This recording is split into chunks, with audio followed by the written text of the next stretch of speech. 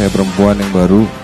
Setiap hari saya ciumin dia. Jadi kadang-kadang keluar dari rumah pun itu merupakan sesuatu yang keluar dari surga. Tapi nggak tahu kenapa PBNU dan PKB itu memberikan tugas khusus kepada saya untuk menjadi bakal calon di DKI ini. Jadi ada tugas khusus spesifik dari PBNU dan PKB. Dan saya harus mengatakan promo bahwa saya satu-satunya dari PKB dan PBNU. Nggak tahu kenapa itu. Makanya saya sekarang ingat dan saya ngomong gitu. Dan memang saya seniman dan saya memang sudah melihat politik itu dari tahun 2014.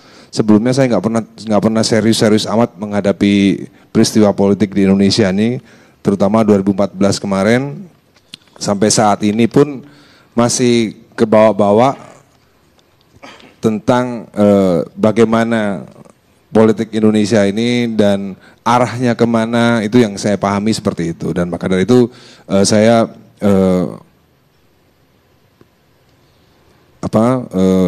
menjalani tugas dari PBNU dan PKB, tapi harus realistis Pak Karni, harus realistis. PKB hanya punya 6 kursi, jadi saya harus realistis, saya harus digandeng oleh partai lain.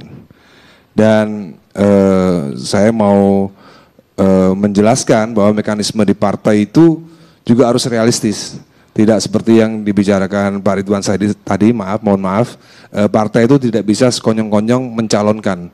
Mereka punya mekanisme, mereka punya mesin yang namanya survei dan lain-lain. Jadi tidak bisa misalnya Fadlizon tiba-tiba di hari akhir disebutkan gitu. Karena mereka udah punya mesin, mereka nggak mungkin tarung dan kalah. Jadi baik saya pun mungkin dengan Bang Yusril atau yang lain yang melalui mekanisme partai itu harus tetap melalui survei. Jadi kalau misalnya saya nanti survei independen kita memang tidak memungkinkan untuk maju, ya mungkin dia tidak maju, Pak Karni. Jadi sampai di sini kita harus realistis. Jadi nggak mau sok-sokan bahwa saya bakal jadi. Dan untuk politik dan untuk birokrat itu memang saya bukan pertama kali, karena bapak saya juga politisi dari P3 dan urusan politik itu dari seperti musik sebenarnya. Jadi dari kecil saya udah akrab dengan politik. Karena ayah saya dulu pernah membuat P3 pembaharuan tahun 80-an, waktu itu melawan Jenaru waktu itu. Jadi untuk politik itu saya udah nggak asing buat saya gitu. Jadi nomor satu lagi kenapa saya berani memastikan untuk maju, memenuhi panggilan tugas ini, perjuangan ini.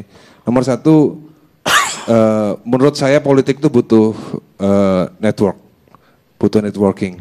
Dan buat saya itu orangnya fast learner. Jadi buat saya politik dan seni itu mirip-mirip sebenarnya Bang Karni. Apalagi di sini yang kita diadu oleh incumbent. Di sini saya punya satu kelebihan, yaitu saya mempunyai otak kanan. Sementara incumbent itu, saya nggak tahu yang lain. Kalau ada yang ngerti ya mungkin ya, ada yang ngerti. Saya punya otak kanan. Sementara mungkin yang lain yang incumbent otaknya kiri saja gitu. Dan saya berusaha untuk menjadi pemimpin yang menggunakan kedua belah otak ini, gitu. Jadi saya itu sebenarnya Pak Ahok sama Pak Jokowi ini sebenarnya kan mirip-mirip. Cara kerjanya dan lain-lain mirip-mirip. Yang saya belum lihat di antara Pak Jokowi dan Pak Ahok itu adalah belum membangun jiwa, baru membangun raga saja. Sementara di lagu Indonesia Raya yang sering kita nyanyikan adalah bangunlah jiwanya, bangunlah raganya. Jadi sampai saat ini saya belum melihat pembangunan jiwa yang dibentuk oleh Pak Ahok atau Pak Jokowi, tanpa mengurangi kehebatan yang lain, Pak Karni.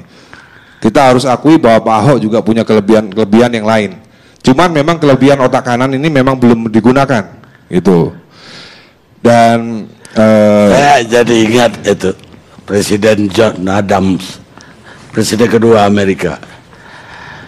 Dia ke Paris mau dibawa oleh Raja Kaisar di Paris menonton konser. Dan ketika nonton konser itu dia itu sama sekali tidak tertarik. Lihat. John Adams ya? Yes. Terus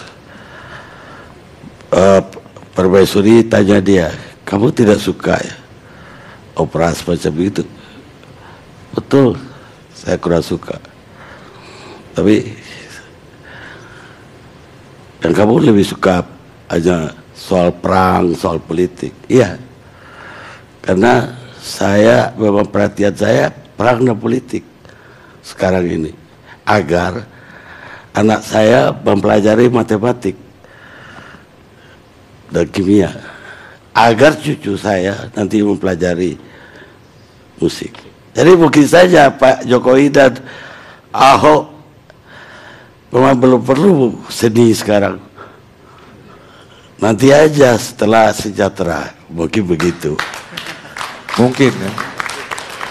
Tapi pertanyaan saya bukan itu. Kenapa rakyat ibu kota harus memilih Anda yang selama ini hanya bergelut di seni? Apalagi Anda udah di surga di sana.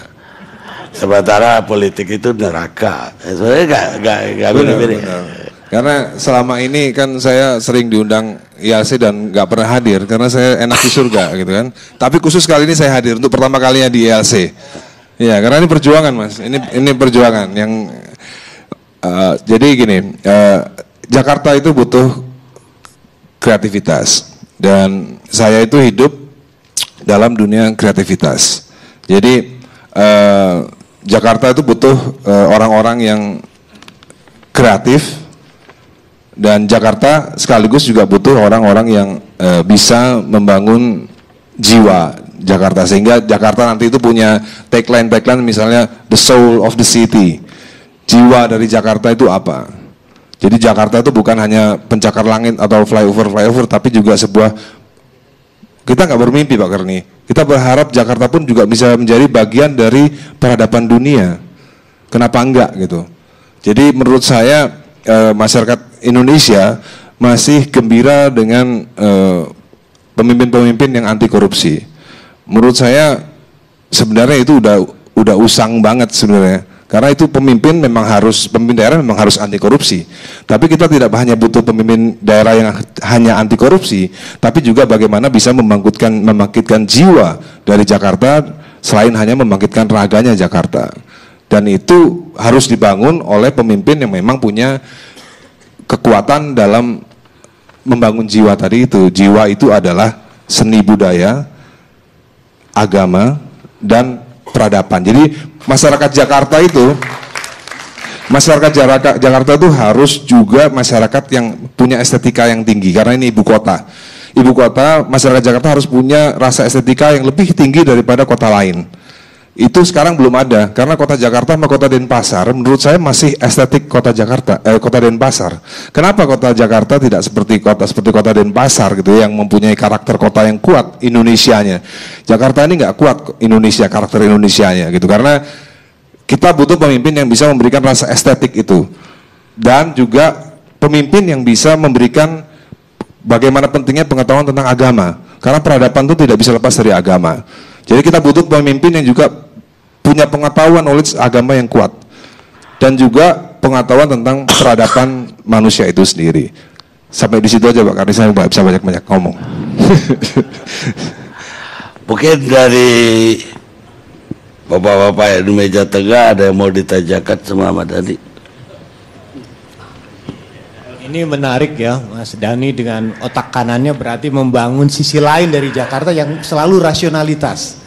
Jadi pertanyaan yang paling menarik adalah kalau Mas Dhani jadi gubernur atau wakil gubernur kan pertanyaannya orang mengatakan yang harus ditangani adalah persoalan birokrasi. Jadi bagaimana membangun mental birokrasi baru. Nah kelihatannya kan Pak Ahok ini berhasil membangun satu kultur Ahok masuk dalam struktur baru yang diinginkan oleh Pak Ahok. Kira-kira kultur apa yang akan dibangun oleh Mas Dhani buat birokrasi DKI yang dianggap selama ini mungkin agak kurang begitu baik kesannya? Karena saya itu arranger musik ya, saya itu arranger musik. Saya setiap hari berhadapan dengan harmonisasi. Jadi kalau bikin musik itu tidak harmonis, itu. Jadi kalau ada menteri yang berbeda pendapat juga nggak pas lah gitu ya? Ya, jadi gini, sebenarnya maka kenapa kita butuh pemimpin yang juga ngerti seni, karena politik itu juga seni. Birokrasi pun menurut saya juga seni. Jadi memang paling gampang itu mencat orang. Itu kerjaan paling gampang, mencat orang. Karena ibarat kita punya penyakit di kaki, ya potong aja kakinya. Tanpa ada usaha untuk bagaimana memperbaiki. Apa menurut Anda gubernur sekarang tukang pecat orang? Katanya begitu. Oh. Katanya. Jadi kalau kelebihan daripada orang yang biasa membuat musik itu adalah harmonisasi. Kebetulan saya di rumah pegawai saya juga nggak pernah dipecat gitu. Tapi memang membangun mental itu tidak mudah. Tapi itu harus dilakukan. Membangun mental tidak mudah, itu harus dilakukan. Dan buat saya, kalau saya gubernur, yang pasti saya tidak akan membuat Jakarta jadi broken home. Maksudnya itu Maksudnya itu gubernurnya sama DPRD-nya cerai. Oh gitu. Kan satu hal lagi mungkin Pak Karni ya. Ini kan persoalan bagaimana kalau musik itu kan mampu membangun aransemen yang menarik sehingga terjadi harmoni. Kemudian kan persoalan ini ada nada. Beliau kan nadanya nada tinggi ya. Nah, apakah nada tinggi ini sesuatu yang diinginkan kita atau memang kita lebih senang yang santun, yang lembut? Kalau dengan nada-nada tinggi rasanya agak susah kita menerimanya. Nah, kalau saya kadang-kadang tidak perlu nada. Kadang-kadang tidak perlu nada. Contoh yang saya alami dalam keluarga saya sendiri, Pak Karni. Anak saya Al Eldol itu tidak pernah selama saya hidup bersama mereka ya, saya tidak pernah marah, bahkan mengucapkan nada tinggi pun saya tidak pernah. Nggak tahu kenapa, tapi nggak tahu kenapa mereka takut sekali sama saya.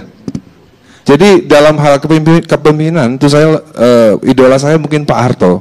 Pak Harto itu nggak pernah marah, tapi semuanya in order gitu loh. Jadi kadang-kadang marah-marah itu sign of weakness. Menurut saya ya, kadang-kadang orang yang sering marah-marah itu sign of weakness. Karena saya nggak pernah lihat. Jarang banget. Bang Lulu mungkin lebih pengalaman. Kalau preman yang semakin jagoan, jarang marah-marah. Bener nggak, Bang Lulu? Justru kalau kita ketemu preman yang sering marah-marah, itu signs of weakness. Sign of weakness. Baru setengah jagoan ya? Mungkin juga. Baik. Bang Lulu ngira tahu. Sekarang calon yang lain, Pak Adi Hasan Daud. Sign of weakness. Bang. Ya kalau ada lain lagi dari menteri, belakangan saya nggak tahu jadi pengusaha atau jadi apa gitu. Karena tertarik jadi gubernur DKI, ada apa gerangan? Saya kira saya begini, terima kasih semuanya, diundang juga datang di ALC ini. Saya pada mulanya, saya pikir saya sudah pernah menteri 5 tahun. Saya bergaul dengan Grace lama, dengan teman-teman di luar ya, kita sering lama. Tapi kemudian saya melihat bahwa beberapa teman-teman tokoh-tokoh datang, maju deh, kenapa gitu kan? Terus kemudian ya teman-teman banyak lah, ya, ada Bung Victus barangkali di sini dari pendeta juga, maju. Saya bilang kenapa sih masalahnya? Ternyata ada masalah satu. Saya bilang kalau untuk Pak Ahok ya, saya beda visi dan misi. Saya bilang waktu itu sama Grace juga, yang baiknya akan kita ambil, e-budgeting itu kita ambil, ya soal e-budgeting itu penting. Kemudian untuk menciptakan good governance itu oke. Tapi persoalannya begini Bang Karni. Jakarta ini tagline-nya Teguh Beriman. Kenapa saya maju? Karena hasilnya harus diluruskan. Pembangunan Jakarta ini harus mengacu kepada motonya Teguh Beriman itu. Betul kata Ahmad Dhani tadi. Jadi misalnya ya, saya bilang beda visi. Saya bilang kenapa? Kita ketika menghadapi prostitusi, itu beda sekali saya dengan pendekatannya. Kalau beliau kan memberikan sertifikat daripada kotoran-kotoran manusia beredar, taruh di satu toilet, kemudian di situ nanti disuntik-suntik tiap bulan orang datang. Kok saya tidak?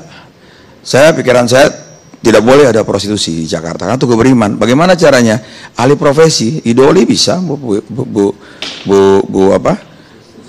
Risma, ya, Saudara Anton Medan pernah bilang sama saya di TV One, katanya nggak bisa kalau prostitusi, betul kan? Dari zaman Nabi ada. Saya klarifikasi, Nabi nggak ada zaman itu, Bung. Tidak ada yang namanya prostitusi di zaman Nabi. Coba tolong buktikan sama saya. Saya katakan sama, jadi jangan kita menganggap sejak zaman Nabi tidak bisa hilang, bisa.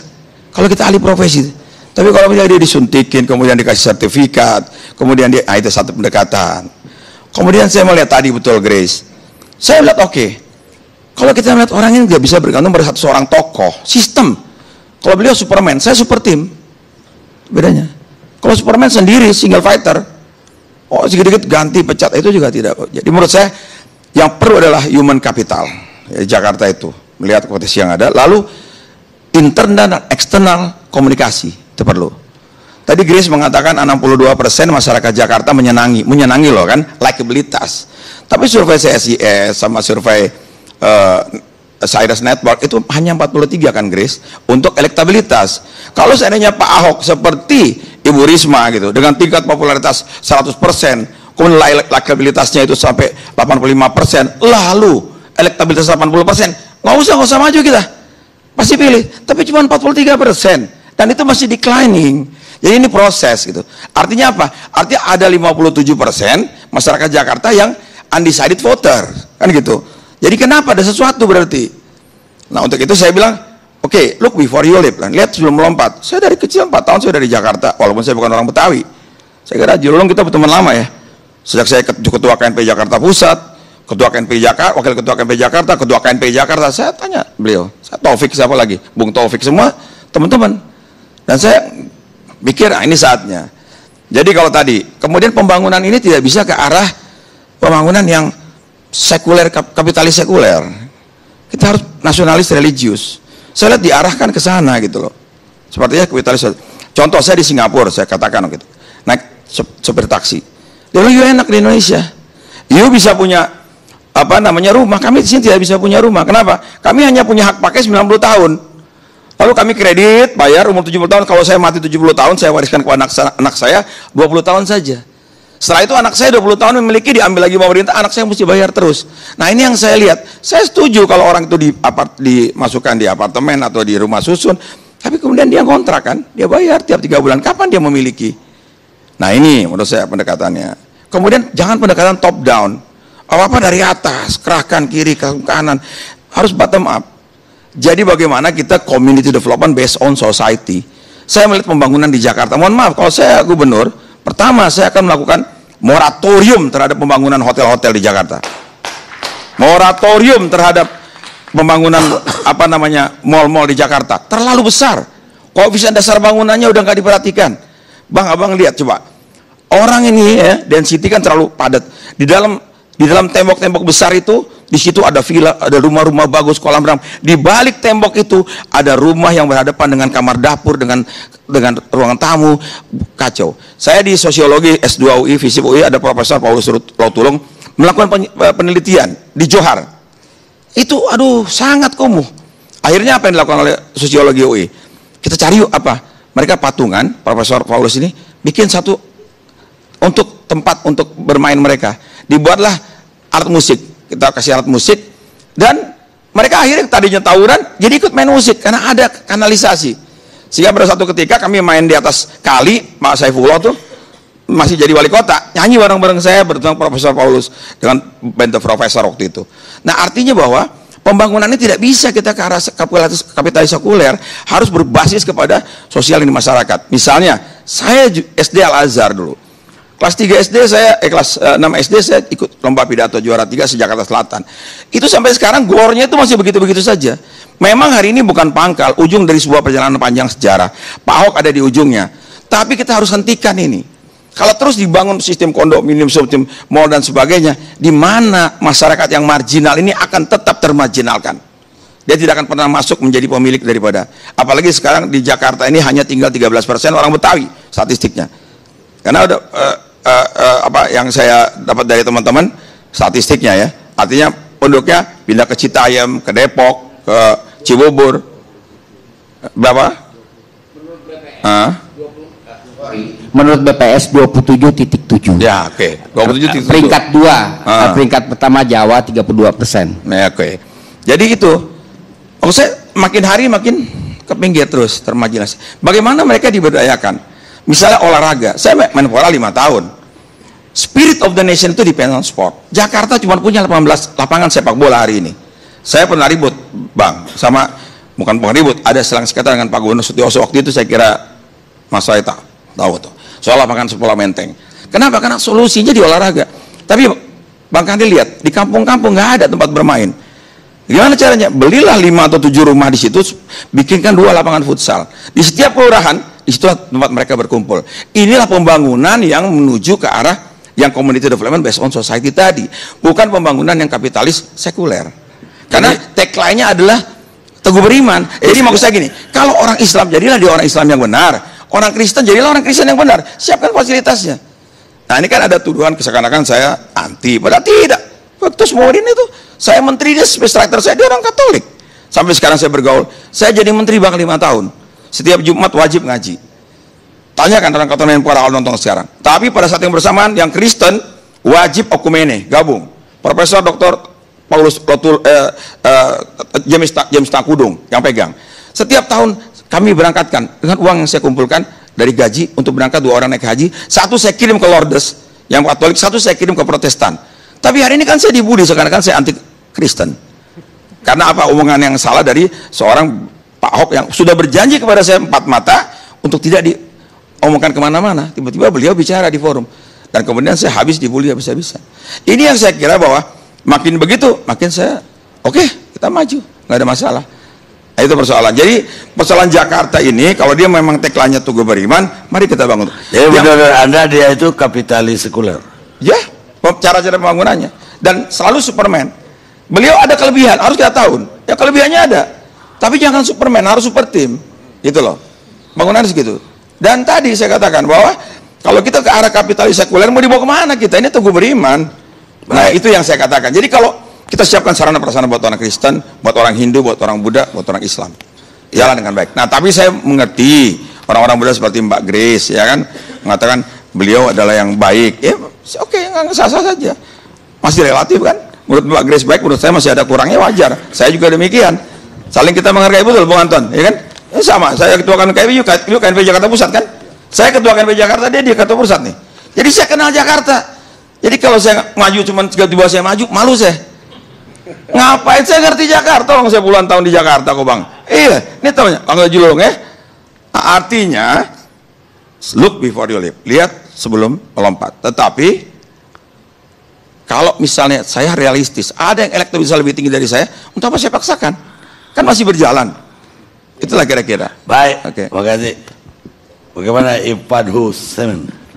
Mudah-mudi AO, jadi nggak dapat sahabat AO, mudah-mudinya kita undang. Ada tanggapan terhadap 2 pembicara terakhir? Ya, mungkin saya mau menjelaskan terlebih dahulu terkait dengan muda-mudi Ahok. Kita memang adalah relawan yang awalnya kita kumpul-kumpul anak-anak muda yang akhirnya sepakat pada saat itu untuk sama-sama ingin mendukung Pak Ahok untuk kembali menjadi gubernur di Pilgub yang akan datang. Dan kami juga akhirnya berkoordinasi dengan teman Ahok terkait dengan kegiatan-kegiatan yang bisa kita laksanakan di lapangan bersama-sama. Nah, mungkin sedikit tanggapan ini terkait dengan isu yang belakangan muncul yang memang dialamatkan terhadap relawan gitu. Terkait dengan yang namanya deparpolisasi. Sebenarnya menurut kami itu tidak benar. Karena yang kami lakukan ini, kami juga tidak mempermasalahkan apabila Pak Ahok mau maju melalui partai politik ataupun melalui jalur persorangan. Ini kan memang di undang-undang pun diatur demikian. Tapi yang memang kami coba sempat berbicara dengan beberapa kawan-kawan, memang ada beberapa kawan-kawan yang merasa sebenarnya ini adalah suatu kritik terhadap partai politik, bukan berarti kita menunjuk partai-partai tertentu, tidak. Tapi memang di dalam perjalanan ada beberapa kawan-kawan yang merasa bahwa jangan sampai justru ada yang namanya intrik-intrik terkait dengan rencana pencalonan Pak Ahok untuk maju sebagai cagup yang berikutnya seperti itu. Untuk itulah karena hal tersebut kami walaupun awalnya digagas oleh teman Ahok, tentunya kami ikut mensupport terkait dengan majunya Pak Ahok di dalam mudah-mudi. Enggak, dia merujuk kepada unit lain. Dia sebut teman Ahok. Sependengaran saya selama ini sahabat. Kapan digantinya tuh teman jadi sahabat jadi teman? Memang teman. Enggak pernah sahabat. Tidak pernah sahabat. Yang melakukan pengumpulan KTP itu teman Ahok. Oh. Ini sahabat. Masih ada tuh katanya kagak ada. Kalau sahabat saya rasa kita semua sahabat Ahok di sini. Begitu. Nah, ini soal nomenklatur ya.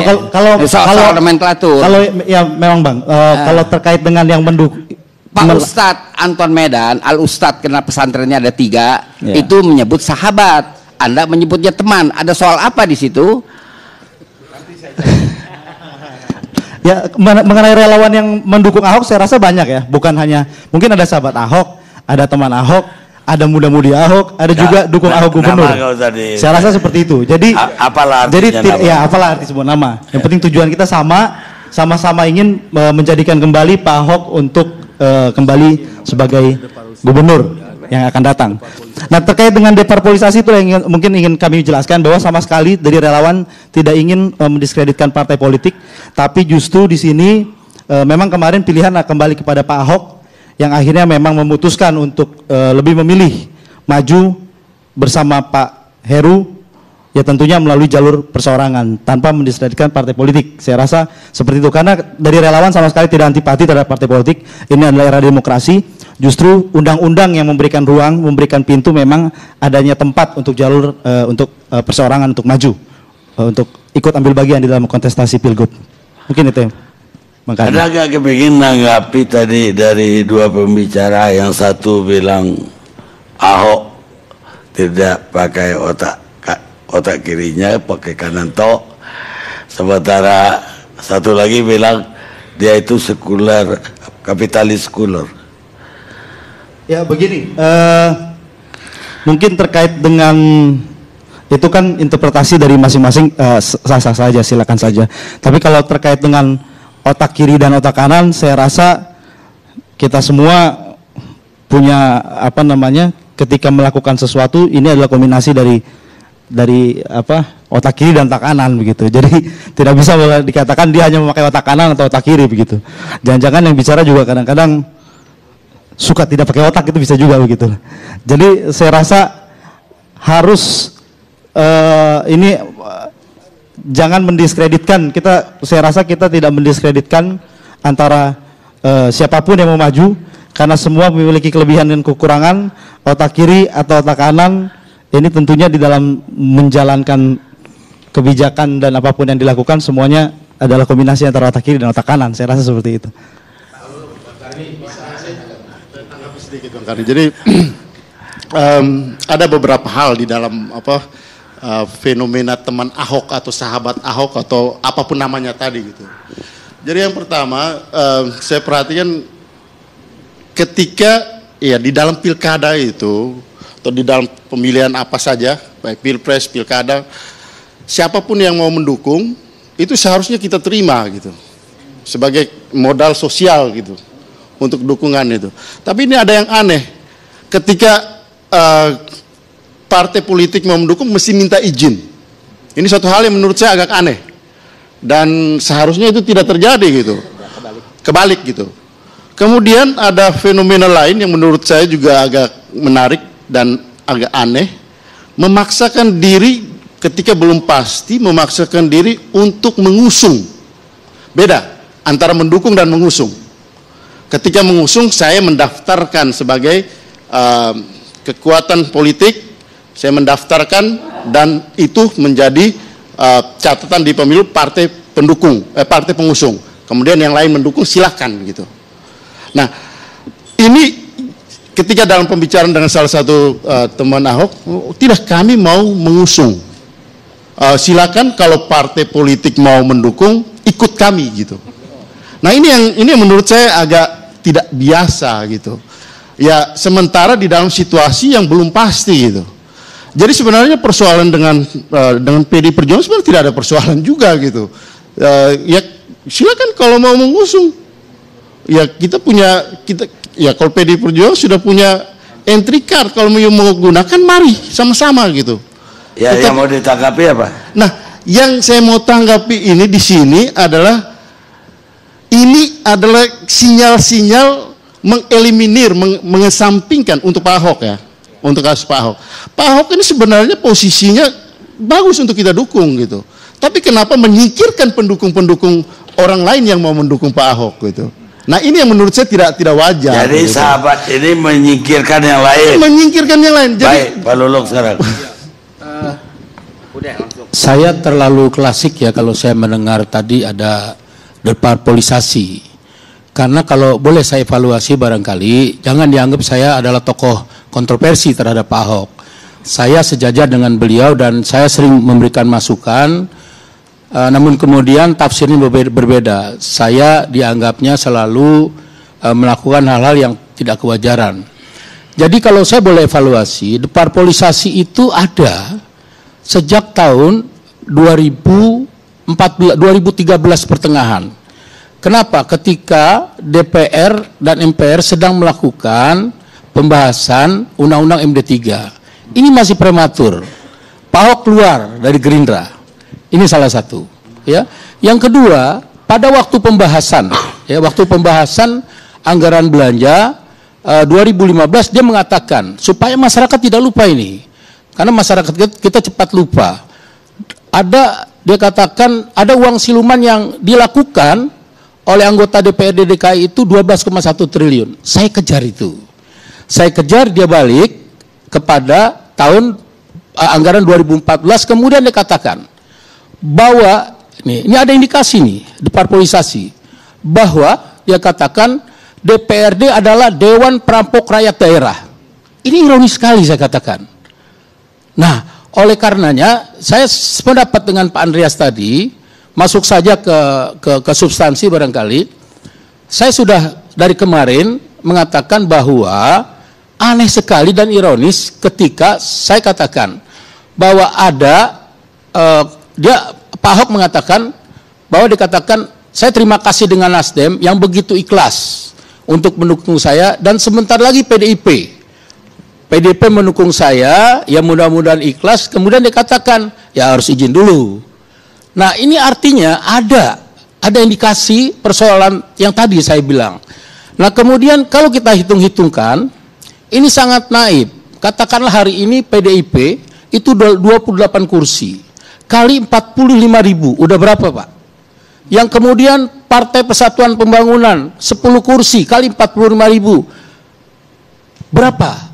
Yang saya maksud sekarang, Pak Ahok itu pada basis yang namanya media. Sedangkan partai pada basis kerangka struktur yang benar-benar dari grassroots. Oleh karenanya saya tidak yakin kalau Pak Ahok sampai hari ini mendapatkan KTP itu 1 juta. Oleh karenanya dia gundah. Dia coba-coba pressure PDIP, terus dia kebablasan. Makanya saya katakan bahwa Pak Ahok ini oper PD, Pak. Oper PD. Ini bukan menanggapi itu lagi. Kalau itu nanti gilirannya. Saya mau tanya Muda Budi, ini kan wakil gubernur nama baru, saya juga baru dengar tuh Heru. Saya pernah waktu IOC juga, waktu pemilihan presiden, pemilihan gubernur DKI juga, Pak Jokowi. Saya tanya, kalau Anda nanti berhalangan jadi gubernur, siapa yang menggantikan Anda jadi gubernur? Waktu itu dia jawabannya bagus sekali. Pak Kardi dipilih jadi gubernur aja belum, udah tanya berhalangan. Saya tanya lagi tentang calon gubernurnya Ahok, apa dia yakin Ahok bisa jadi gubernur kalau dia cuma ketawa.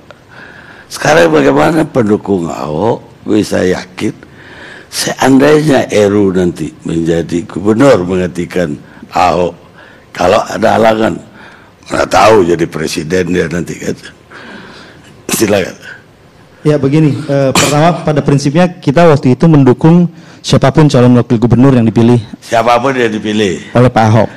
Nah tentunya ketika dia milih Pak Heru, nama Pak Heru ini kan sudah muncul sebenarnya bukan baru-baru juga, sudah cukup lama begitu. Dan memang Pak Heru juga dari rekam jejaknya kita lihat juga dia bagian dari yang turut mendorong transparansi anggaran di DKI Jakarta. Jadi adalah sosok figur yang juga cukup bersih. Jadi tentunya kalaupun hal tersebut terjadi, saya rasa juga kita jauh lah kalau berpikir apakah nanti Pak Ahok akan seperti apa.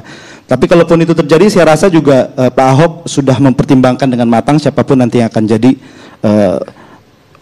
meneruskan lah, kalaupun membantu dia di DKI Jakarta, seperti itu. Baik, kita lihat dulu terus.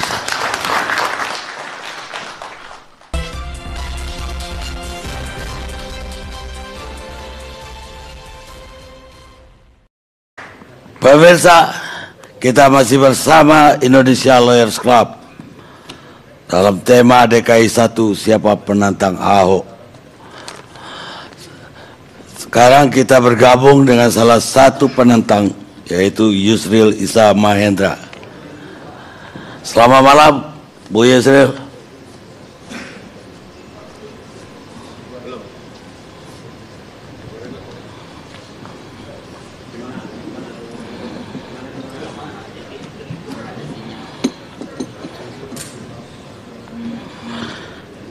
Ternyata Bu Yusril ini masih terputus di Bangka Belitung beliau malam ini. Saya mau ke kandidat Bu Yusril.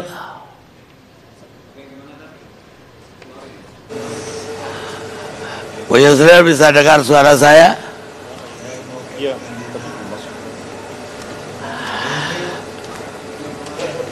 Bu Yusril. Iya, cukup jelas Pak Kardi, saya nggak begitu dengar suaranya ke sini. Ya. Pertanyaannya, Anda yang paling duluan kayaknya berhadapan dengan incumbent Ahok dalam hal ini, kalau kita memperhatikan media sosial. Dan pertarungannya udah cukup seru. Sampai-sampai Anda mengatakan kalau Ahok itu orang hebat, dia sakti, Bu Yusril sakti. Itu kenapa Anda begitu yakin bahwa Anda bisa mengalahkan Ahok?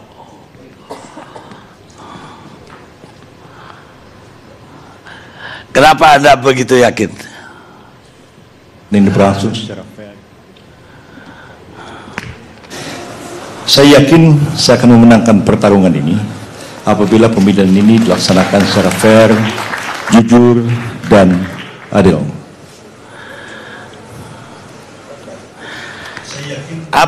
Saya ingin menunjukkan kepada publik bahwa saya berbeda dengan gubernur petahana sekarang ini.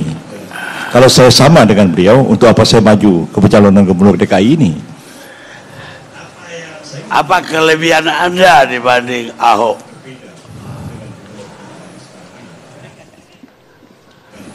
Saya lebih mampu mengelola pemerintahan.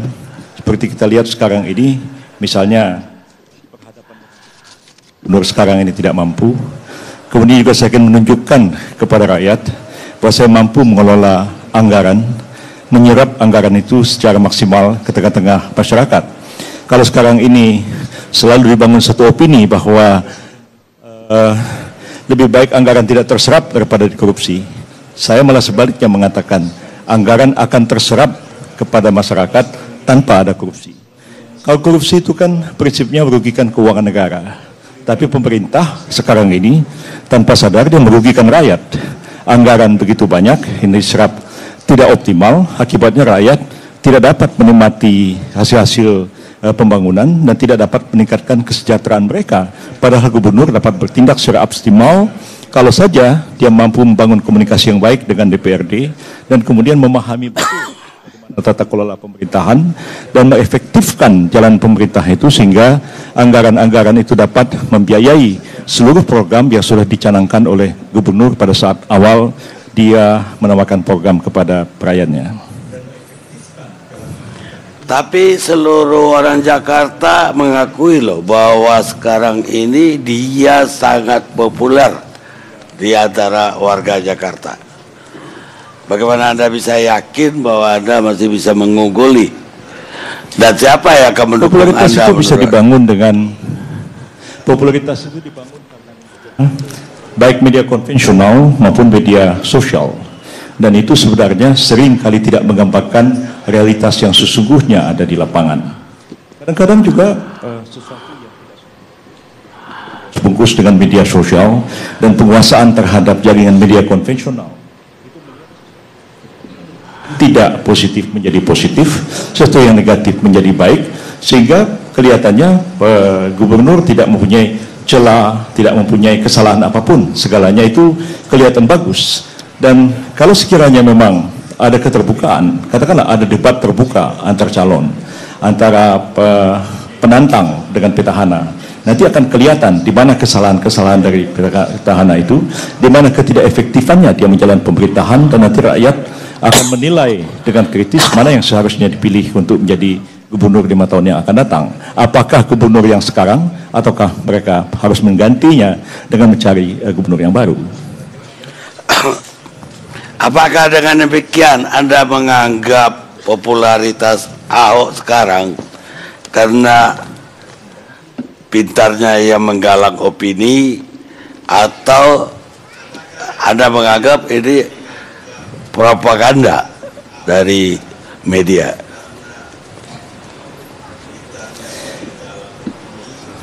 Iya, aspek propaganda selalu ada. Dan saya kira yang terjadi sekarang bukan sekedar propaganda politik, tapi juga perang urat syaraf yang dilancarkan kepada mereka yang punya pikiran-pikiran berseberangan. Katakanlah misalnya para akademisi yang ada di kampus mengemukakan satu pendapat akademik, tapi kemudian dibully habis-habisan melalui media sosial. Dia juga akan berpikir, untuk apa saya teruskan ini? Lalu kemudian orang menjadi diam. Orang seperti saya pun barangkali juga dikerahkan buzzer-buzzer, dikerahkan sosial itu, dan kita bisa meneliti itu, wah ini sebenarnya asalnya dari satu sumber yang sama. Jadi saya tidak terlalu khawatir dengan hal itu, oleh karena kalau ditanyakan kepada saya, apa Anda tidak khawatir petahana ini mempunyai tingkat popularitas yang tinggi? Ya, popularitas bisa tinggi, elektabilitas belum tentu. Jadi kalau Anda maju, kira-kira partai apa nanti yang akan mendukung menurut Anda?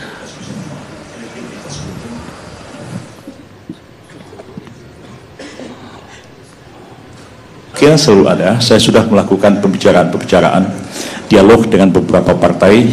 Terakhir kemarin serombongan anggota DPRD DKI dari fraksi Golkar datang menemui saya di kantor dan berbincang-bincang, yang dipimpin oleh ketua fraksinya, dan mereka mengatakan bahwa kami Pak Yusril sepakat bulat untuk mendukung Anda, tapi keputusan akhir tentu ada pada DPD Golkar DKI dan ada pada DPP Golkar. Saya sudah bicara juga dengan teman-teman yang lain, termasuk Pak Haji Lulung dari P3, termasuk dengan Gerindra. Teman-teman lain juga bicara langsung dengan PKS, dengan PAN dan lain-lain, sehingga saya optimis sebenarnya minimum kursi yang dibutuhkan untuk mencalonkan satu pasangan calon dalam pemilihan gubernur DKI ini akan tercapai. Baik, Bu Yusril, saya minta maaf kepada pemirsa karena suaranya terputus-putus jauh di Belitung sana. Justru di kampung Ahok. Jadi beliau diwawancarai lagi di kampung Ahok. Terima kasih banyak. Selamat malam.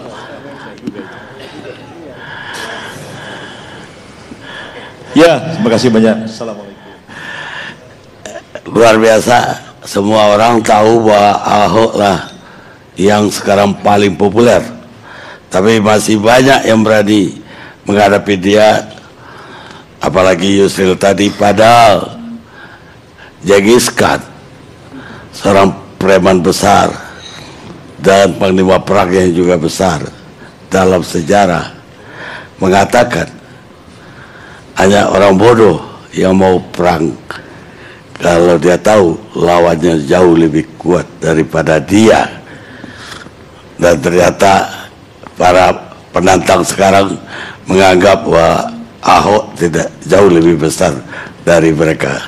Bagaimana Pak Nasdem, Pak Stari Barus dari fraksi Nasdem di DPRD? Terima kasih Bang Karni, selamat malam semua. Pertama ingin saya sampaikan adalah bahwa semenjak kami mendeklarasikan dukungan kepada Basuki Cahayapurnama, memang banyak hal yang kami terima, ya, ada yang berupa supporting, ada juga berupa kritikan, yang ada sampai yang kritik tajam, bahkan yang mengatakan kalian cuma 4 orang, 5 orang saja, kok sudah dulu menduluin, gitu kira-kira. Tapi sebenarnya ini bukan masalah dulu mendahuluin. Hanya saja Nasdem ingin memberikan kepastian kepada masyarakat secara lebih cepat bahwa kita sudah memutuskan untuk memberikan dukungan kepada Basuki Cahayapurnama. Jadi bukan masalah buru-buru ini. Dan kemudian dari itu adalah bahwa kita juga di Nasdem ini diajarkan, Bang Karni, diajarkan oleh ketua umum kami, kalau berkompetisi marilah berkompetisi dalam harmoni, gitu ya. Jadi kita hargai semua orang-orang atau kawan-kawan dari manapun itu yang mungkin berbeda pendapatnya dengan kita terhadap hal yang sedang kita bicarakan pada hari ini. Kami respect terhadap itu karena memang keniscayaan Pilkada DKI ini harus kita gelar 5 tahun sekali, dan ini merupakan hari pengujian ataupun ujian, ya, penghakiman bagi siapapun yang pernah dipilih pada masa-masa sebelumnya. Nah, inilah yang menjadi menarik ketika kami juga memutuskan hal itu, bukan dengan tanpa udahlah pokoknya Ahok saja, tidak. Tim 7 bekerja dengan cukup lama, ya, mengamati sepak terjang daripada Basuki Cahayapurnama dalam hal ini, dalam beliau itu memimpin Jakarta ini, dan ternyata masuk dalam radar ini pas untuk didukung, terlepas dia itu akan lewat partai kah dukungan atau dari manapun. Bahkan sampai kita cetuskan nggak mau pun dia didukung oleh Nasdem, tetap kita dukung, kira-kira begitu. Nah, inilah kemudian yang menjadi juga semangat bagi kawan-kawan di seluruh jajaran kepengurusan di Partai Nasdem, bahwa keputusan di Dewan Pimpinan Pusat itu adalah kami anggap yang terbaik, dan kami juga memberikan kontribusi masukan-masukan hal-hal apa yang mungkin menjadi tambahan masukan bagi pimpinan sebelum memutuskan. Satu hal yang menarik, mungkin saya tidak bermaksud mengomentari Bung Pareira dari kawan PDIP, saya rasa kalau mengarah kepada deparpolisasi, tentu ini juga sebagai catatan besar bagi kita semua. Undang-undang yang mengatur tentang siapa boleh maju, bagaimana caranya, ini yang menciptakan kawan-kawan di DPR RI loh Pak, undang-undang itu. Dan di sana diberi ruang, ya, diberi ruang oleh para politisi Senayan untuk di DKI Jakarta ini dan di tempat-tempat lain ini boleh ada calon independen.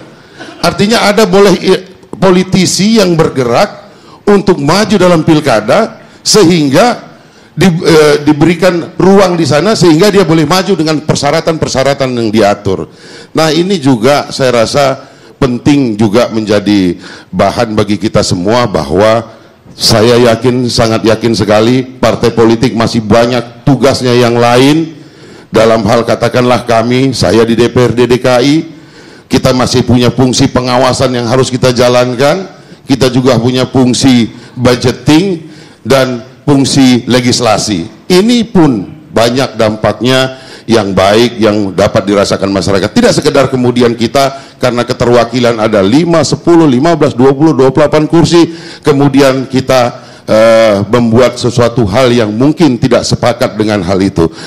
Nah, kalau kemudian hari ini ada muncul beberapa saudara saya, Bang Adiaksa, Bang Roy Suryo, mungkin kita harapkan juga Bang Haji Lulung, ya ini cermin bahwa demokrasi itu berjalan. Tapi kita harus yakini juga bahwa demokrasi ini kan bukan tujuan kita sebetulnya di pesta 5 tahunan, tapi lebih kepada ini alat untuk kita menuju ke Jakarta ataupun masyarakat yang lebih sejahtera lagi gitu. Saya rasa tidak perlu dibesar-besarkan, ini hanya peristiwa biasa saja. 5 tahun sekali kita mengadakan pilkada, mudah-mudahan ini semarak dan terlegitimasi, ini akan lebih baik gitu loh. Saya rasa itu sebagai pembuka Bang Karni, dan masyarakat Jakarta sudah sangat cerdas. Dari manapun calon yang ditampilkan ke depan nanti tentulah harus punya konsep yang jelas dalam menata, membangun Jakarta lebih baik lagi. Saya rasa demikian Bang Karni. Ada yang nggak biasa bagi saya. Selama ini Nasdem itu teman seiring sejalan sama PDIP. Nah kali ini teman bertukar jalan. Jadi ini nggak biasa, artinya di luar kebiasaan. Apakah memang udah yakin pecah kongsi ini terjadi? Bang Karni, saya rasa tidak ada pecah kongsi dalam hal ini. Pada waktu deklarasi kami di DPP Nasdem di Jalan Gondang Dia, bukankah ya ini kebetulan Bung Victor Leskodat, Korwil kami tidak hadir. Sebetulnya beliau dapat menjelaskan bahwa pada kesempatan itu kita sampaikan bahwa kami pun pada posisi sekarang ini karena sudah menjatuhkan pilihan kepada Basuki Cahayapurnama, kita akan ya mungkin mendatangi kawan-kawan partai lainnya untuk mengajak serta bersama-sama kita. Itu kan bagian daripada bahwa kita tidak ada perpecahan di sini gitu. Ya, tapi pernyataan bahwa betul-betul mendukung Basuki Cahayapurnama ini setelah Ibu Mega semalam marah dan kemarin Basuki meninggalkan calon Wagub yang notabene orang PDIP. Ketika proses ini tiba-tiba Nasdem menyatakan dukung Ahok. Saya rasa mungkin kita harus ralat ini Bang Karni, karena tidak seperti itu. Ya benar. Justru dari awal kita sudah menjatuhkan pilihan. Kemudian kita dalam deklarasi itu berkomitmen untuk mengajak serta partai politik dan masyarakat untuk bersama-sama. Dan komunikasi ini memang kita buka. Jika pada akhirnya ternyata kawan PDIP ataupun kawan partai lainnya yang sudah kami datangi atau yang belum ternyata sudah menjatuhkan pilihan, ini kan internal masing-masing kembali yang harus mereka secara internal memutuskan itu gitu. Tapi dari kesepakatan awal kami di tingkat partai kami memang ingin mengajak serta semua pihak gitu Bang Karni. Oh, jadi udah rencana awal. Sudah Bang Karni. Ya kalau memang besok ini kan belum diputuskan secara resmi juga bahwa dukungan PDIP itu akan kemana. Begitu juga partai lainnya belum ada gitu. Jadi ya harapan kami masih terbuka sebetulnya ini Bang Karni.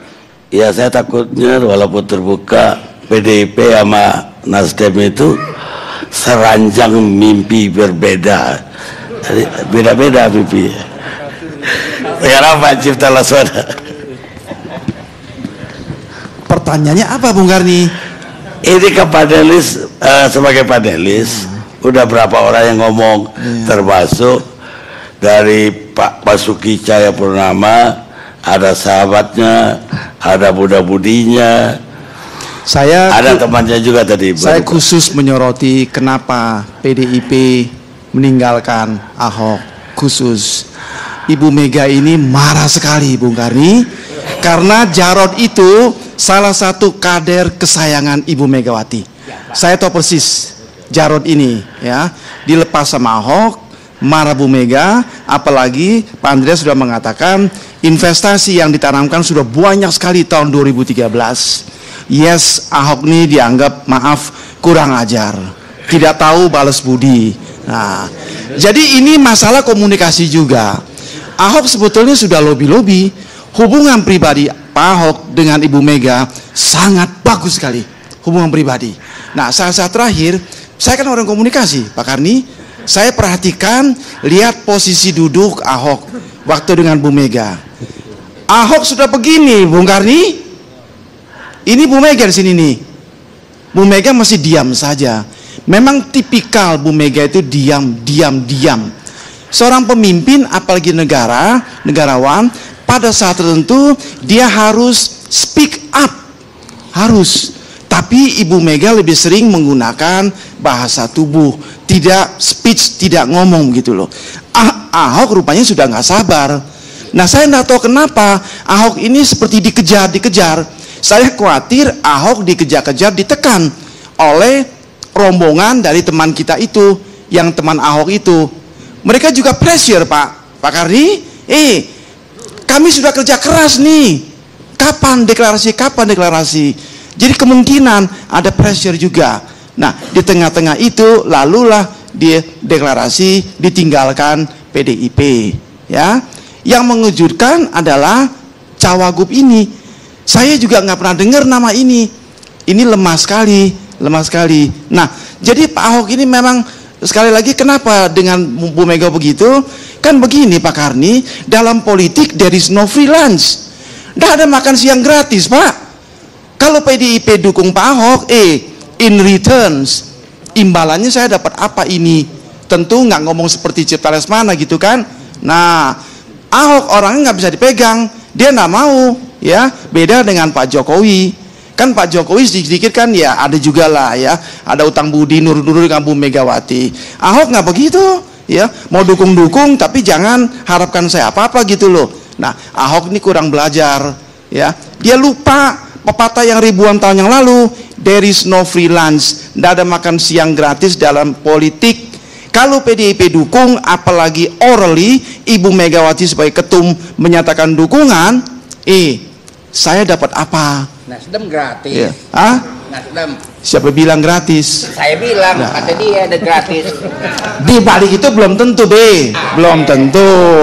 Nah, jadi itulah hubungan ini, sayang sekali. Sebetulnya Pak Ahok akan jauh lebih kuat kalau didukung, dia berjuang, dia maju bertempur di bawah bendera PDIP.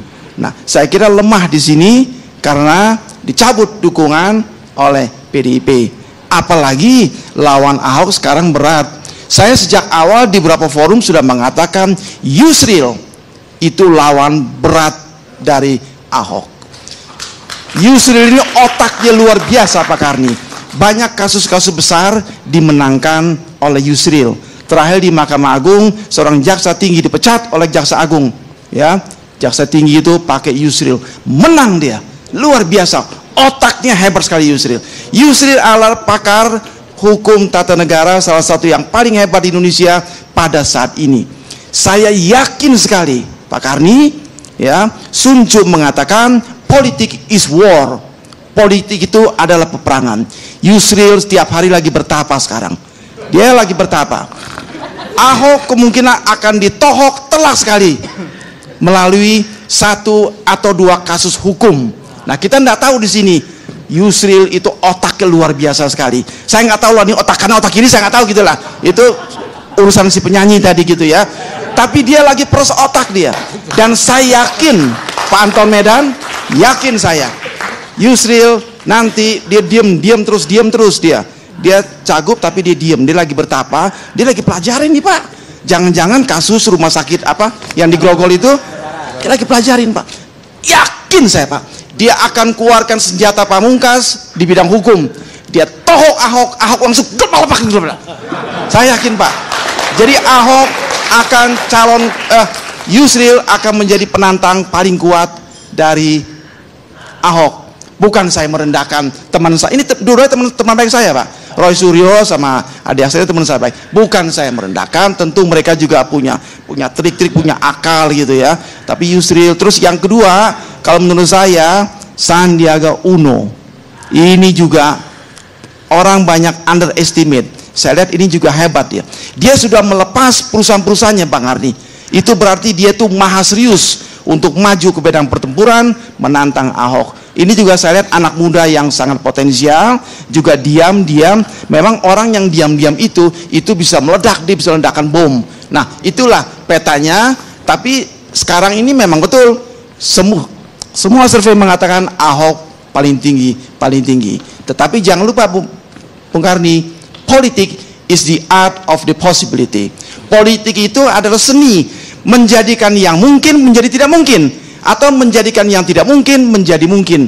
Politik memang ruwet sekali, dan masih ada berapa 8 bulan kira-kira begitu ya. Dalam tempo 7-8 bulan segala sesuatu bisa terjadi. Baik. Jadi Ahok ini bisa kepepet juga. Nah, itu Bung Karni. Pak Cipta mau mengatakan bahwa politik itu seni membaca kemungkinan. Betul. Kata Benjamin Franklin, itu pendiri Amerika. Kita lihat sejenak. Yang substansi satu tadi, sahabat saya, Bang Adi Yaksa, ada tindakan yang seolah-olah tindakan sekuler dan kapitalis. Kenapa? Lihat contoh-contoh penggusuran. Pak Ahok ini kekurangannya tidak mau membangun komunikasi. Coba bayangkan, ironis, saya katakan dari awal, saya adalah orang yang selalu mengkritisi dan bersifat membangun. Saya katakan jangan didahului dengan kekuatan, ketahanan, dan Kamtipmas. Soal yang paling dekat aja, Kalijodo dan persoalan Kampung Pulo. Ya, Kampung Pulo. Kenapa? Bayangkan, apa yang terjadi, gangguan psikologi terhadap masyarakat di sana ketika ada 6.000 tentara, ada 6.000 polisi dan tentara, ada 6.000 pula Satpol PP saat itu. Nah, tadi ada kesamaan. Yang kedua, guru besar saya, Pak Cipta Lesmana, mengatakan kalau tadi saya bisa mengevaluasi Adinda yang cantik tadi itu, si Krisnatalis dari Partai Solidaritas Indonesia. Saya sudah lama ini Partai Solidaritas Indonesia, 3,5 tahun saya sudah tahu akan berdiri, dan saya ingatkan teman-teman PDIP, tapi nggak percaya, tapi faktanya sudah muncul. Saya setuju dikatakan ada orang baik, saya setuju orang-orang baik ini dipertahankan, setuju, tapi orang baiknya harus teruji. Tadi yang pertama, apakah baik kalau tidak bisa membangun komunikasi kepada rakyatnya? Sosok kepala daerah itu adalah pemimpin, memimpin rakyat Jakarta yang jumlahnya hampir 8 juta. Kemudian tadi dikatakan Bang Suryo, itu sering sembunyi dan tidak pandai berkomunikasi. Kan Muspida ada 3 orang, Kapolda, Kodam Jaya, Pak Ahok, punya kantor semua. Kalau soal ngegusur pakai kekuatan tentara, dari picinya sampai sepatunya tentara polisi itu dibelikan oleh rakyat. Kenapa sekarang menurut saya ini bukan ekstrim, ini sangat diskriminasi yang dilakukan oleh Ahok menggunakan kekuatan tadi. Persoalan hukum harus teruji. Benar, saya setuju. Kalau kita melihat persoalan UPS ya, sampai kepada persoalan sumber waras, ini hanya konten, hanya beberapa konten itu. Sesungguhnya Pak Ahok ini belum teruji persoalan benarnya dengan masalah hukum tadi. Kenapa? Karena saya adalah orang yang korban pencitraan dan korban diskriminasi. Saya katakan Haji Lulung adalah korban diskriminasi terhadap persoalan UPS. Tidak ada satupun media yang mengatakan saya benar hari ini. Kalau kemarin coba, hampir saya diusir sama istri saya karena bully-bully tadi kan. Jadi saya katakan UPS dan sumber waras itu adalah hanya konten. Sumber permasalahannya adalah bahwa Pak Ahok telah melakukan jabatan sewenang-wenang, melanggar Undang-Undang Nomor 17 Tahun 2003, bahwasanya Pak Ahok tidak pernah mengevaluasi yang namanya hasil paripurna perubahan tahun 2014 ya, yang diperintahkan 1 minggu atau 7 hari harus dievaluasi dengan setingkat saudara. Ini sumber permasalahan hukum dan ini harus dipertanggungjawabkan serta merta. Kalau Ahok baik, semua orang baik, kata media. Kata media, tapi kata grassroots, kami orang-orang yang punya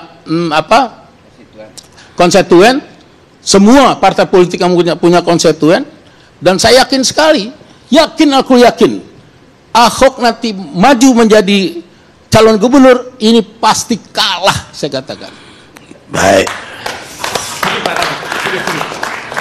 Saya ingin tambahkan soal tolong masyarakat dibikin cerdas. Ya, selama ini kita sudah 2 tahun lebih terus terang dibodohi oleh yang namanya teknologi. Ya, sudah mulai sekarang banyak yang mengaku. Kemarin di sosial media ada seorang mantan dari Jasmev. Jasmev itu Jokowi Ahok Social Media Volunteer. Ya, dia cerita bagaimana membangun opini media. Ya, bagaimana dia menciptakan para haters untuk para calon lain. Bagaimana dia menciptakan buzzer. Dan itu dibiayai.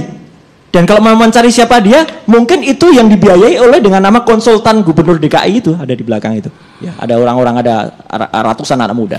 Satu orang bisa memiliki lebih dari 100 account. Dan ini yang kasihan. Ini fakta ini, Haji Lulung. Ya sedikit saya. Jadi tolong masyarakat jangan dibiasakan dengan realitas maya. Karena apa? Media kita katanya kemarin hari pers harus terbuka. Tolong terbuka. Saya apresiasi kepada TV One yang juga sudah membuat kita itu bisa menggunakan bahasanya Dani tadi otak kiri otak kanan. Tapi jangan percaya betul kepada sosial media, kepada media, karena itu bisa diciptakan dan itu bisa di-create. Kita ketemu sebentar lagi.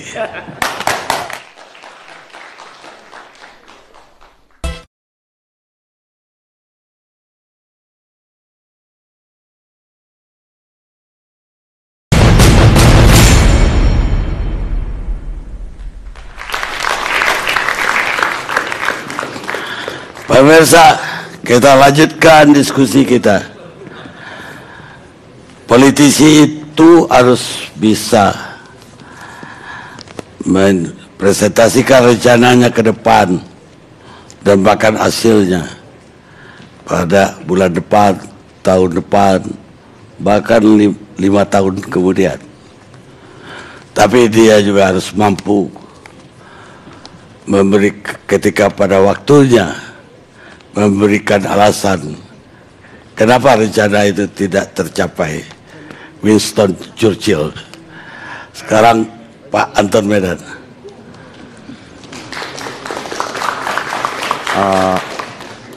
Suaranya udah. Bang Karni Ilyas, saya selain sahabat Ahok, saya juga ketua umum partai. Waktu dulu Bang Karni pimpin majalah di deklarasi di depan penjara Cipinang. Ya. Partainya apa? PEN, Partai Ex Narapidana. Saya prediksi ke depan, rekrutmen kita itu lewat pakai KPK, mereka masuk lewat Sukamiskin masuk ke partai saya. Di situ struktur partai ini semua ada menteri, ada gubernur, ada wali kota, ada bupati. Jadi saya ketua umumnya. Saya gitu yakin, ini saya belum masuk ke ini. Mungkin pengantaranya saya lihat tadi semuanya tegang. Kita tahu Nelson Mandela 27 tahun keluar dari Presiden Afrika Selatan. Sasana Gusmao 10 tahun di penjara Cipinang keluar dari Perdana Menteri. Buya Hamka berapa banyak kita AAS ada susun Depok penjara. Lalu Bung Karno mengatakan universitas tertinggi di dunia dia ada penjara. Penjara hanya mampu membatasi langkah dan visi kita, tapi tidak mampu membatasi akal pikiran kita. Mungkin kalau yang lain-lain, sarjana, saya kelas 1 SD pun enggak. Orang ambil jurusan hukum, sosial, saya ambil hikmahnya 18 tahun 7 bulan. Nah ini malam, kalau boleh saya kritik, ini forum sudah ngawur ini. Kita kan awalnya membicarakan cari penantang-penantang Ahok. Iya kan? Saya katakan kok kita dangkal banget lo politik ya. Saya katakan bukan sebuah hal yang aneh kalau Ahok mengambil sikap. PDI juga benar, Ahok juga benar. PDI punya mekanisme, punya aturan main. Ahok bukan memaksa, tapi Ahok minta sebuah jawaban yang jelas karena dia lewat independen. Nah, kita sebenarnya sangat membutuhkan reformasi menuntut lahirnya generasi muda dipimpin oleh pemuda-pemuda. Ahok salah satu muncul. Nah, saya katakan Ahok ini memberikan kecerdasan kepada politisi-politisi muda. Kenapa? Selama ini di penjara itu 387 bupati segala macam. Karena apa? Utangnya banyak, minjam uang, korupsi, akhirnya masuk penjara. Ahok coba terobos ini dengan independen. Kalau kita punya integritas yang baik, punya perilaku yang baik, lewat independen, nggak usah kita dikunci oleh partai. Ini selama ini banyak partai yang menyandra calon-calon pilkada itu. Nah, oleh karena itu saya katakan seperti tadi mengatakan anak macan, anak durhaka. Islam mengajarkan kita nggak boleh taklid. Ahok perlu jawaban kalau memang tunggu sampai kapan. Ini kan nggak ada ngambang. Ahok nggak mau disandra. Saya kira sikap Ahok ini sebuah pelajaran untuk ke depan calon-calon itu tiru cara Ahok. Kalau saya karena nggak punya kepentingan, saya bicara apa adanya. Jadi saya katakan Pak Karni Ilyas, mungkin di forum ini saya lebih paham dari yang lain tentang Ahok. Saya pernah jadi jurukam PBB dibayar 1,2 miliar oleh Kaban. Saya pernah jadi jurukam Hamjahat sampai kampungnya Ketapang. Cuman saya orangnya tahu diri, gue bekas napi, bekas penjahat, tapi alhamdulillah bukan bekas ustadz. Nah, jadi saya ingin katakan politik itu bukan angka sosial. Politik itu angka sosial, bukan angka matematika. Politik itu naruri. Di last minute tidak tutup kemungkinan Ahok dipanggil. Tidak tuh. Memang gaya PDI begitu di last minute mainnya. Cuman Ahok kan punya target. Iya kalau nanti mereka caloni. Kalau enggak, Ahok antisipasi. Itulah kecerdasan Ahok, saya katakan. Jadi saya pernah, mungkin sini nggak banyak yang tahu, di mana saya kena Ahok. Tanggal 21 2011 saya diminta oleh Partai Islam untuk menjembatani pertemuan pertemuan Ahok dengan Partai Islam. Partai Islam mana? Saya sebut PKS.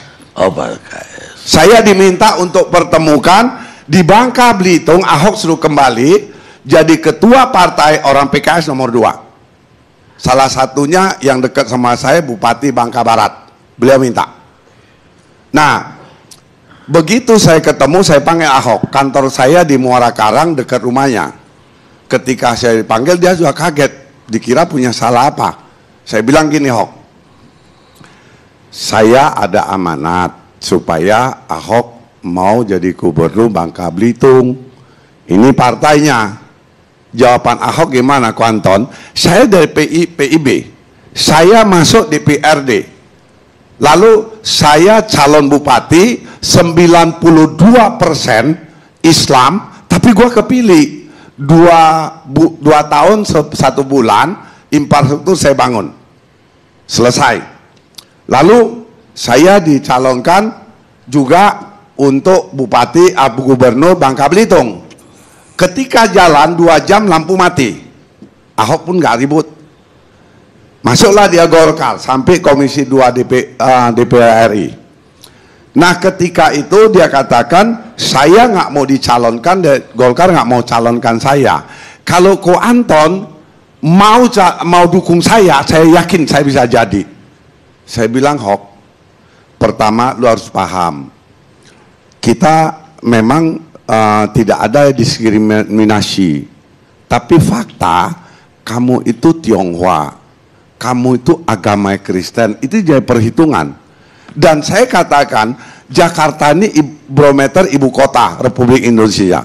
tidak pernah ada Kapolri di luar Jawa. Semua Jawa. Kapolda Metro Jaya cuma satu Emri Tonga yang mendeleng. Nah sekarang lu mau calon gubernur, tapi oke lah, saya bilang Hok, yang namanya jabatan gubernur jabatan politis.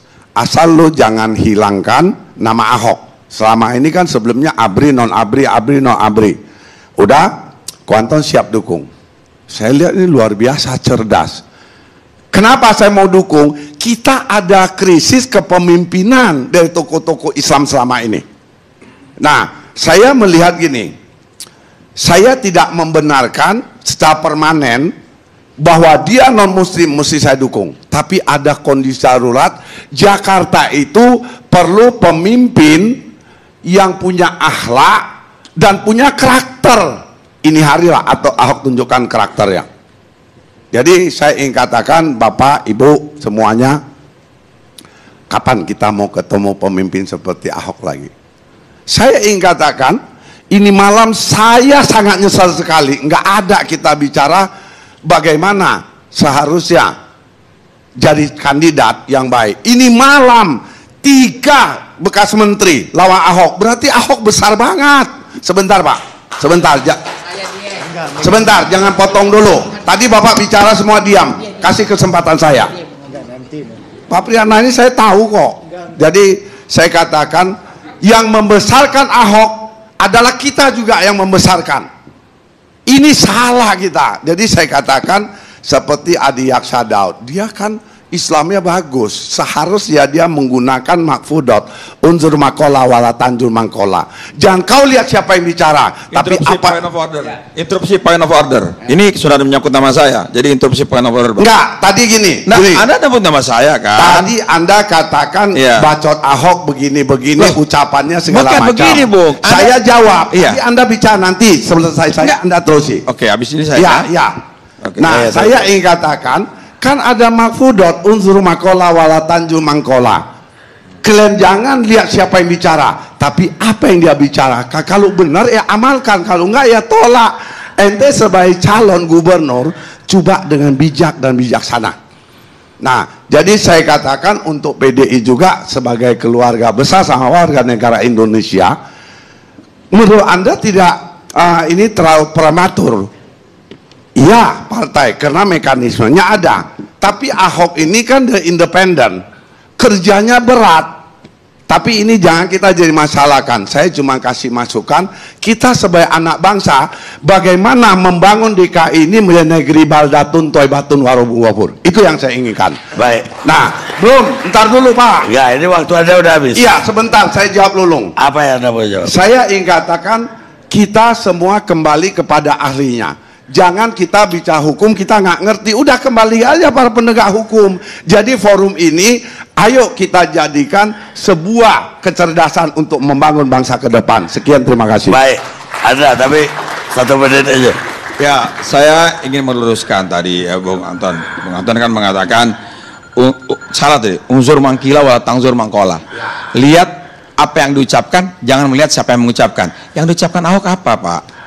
Ya, Bung. Yang diucapkan itu, mohon maaf, tai di depan televisi. Apa itu Anda bilang punya akhlak? Itu yang saya katakan, mohon maaf. Kalau Anda bicara akhlak, bukan begitu cara memimpin. Jangan kita dibawa seakan-akan kita benci aku itu karena etnis, tidak. Ada pahlawan-pahlawan. Iya, Anda mengatakan tadi akhlak. Apakah akhlak dengan cara seperti itu? Datang ibu-ibu, ini maling. Nah, itu apa itu akhlak? Itu bukan akhlak, Pak. Ya betul nggak? Setuju nggak? Itu bukan akhlak. Seorang pemimpin, dia boleh tegas, keras, tapi dia tidak boleh kasar depan umum. Bahasa-bahasa jorok itu dikeluarkan. Apa itu akhlak? Tidak ada akhlak begitu. Jangan Anda pakai bawa. Satu. Kemudian yang kedua, saya ingin sampaikan soal tadi.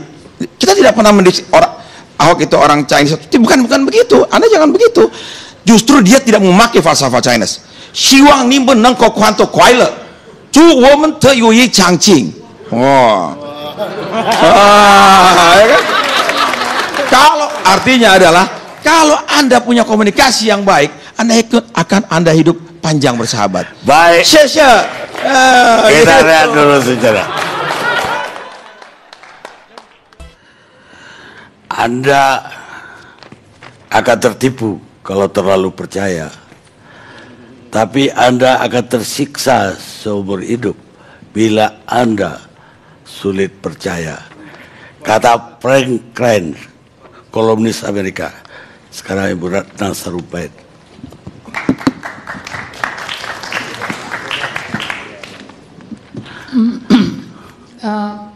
Pemerintah, ya, pemerintahan pusat maupun daerah, tugasnya itu sebenarnya ujung dari target pemerintah itu sebenarnya adalah membangun manusia seutuhnya.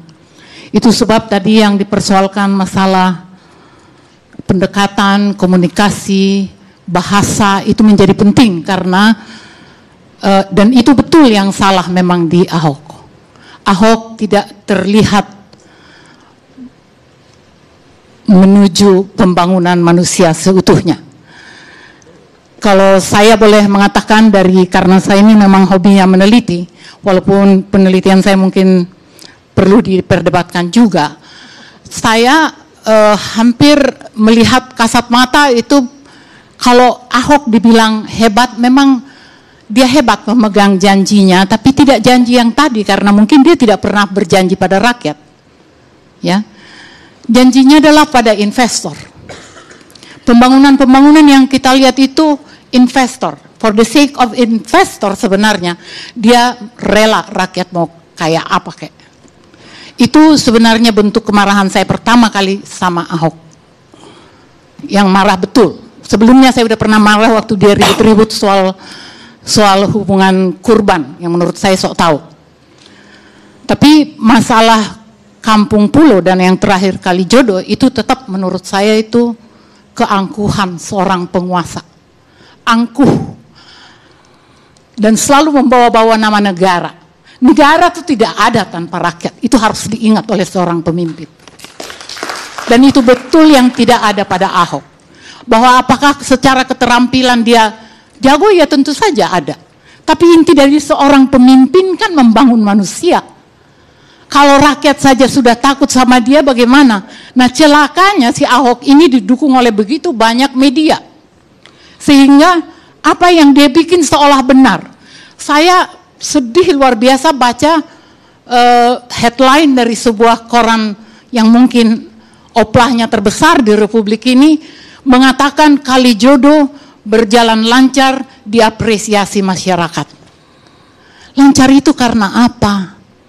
Orang di tol aja melewati Kalijodo dengan rentetan truk-truk tentara aparat di situ terhenyak.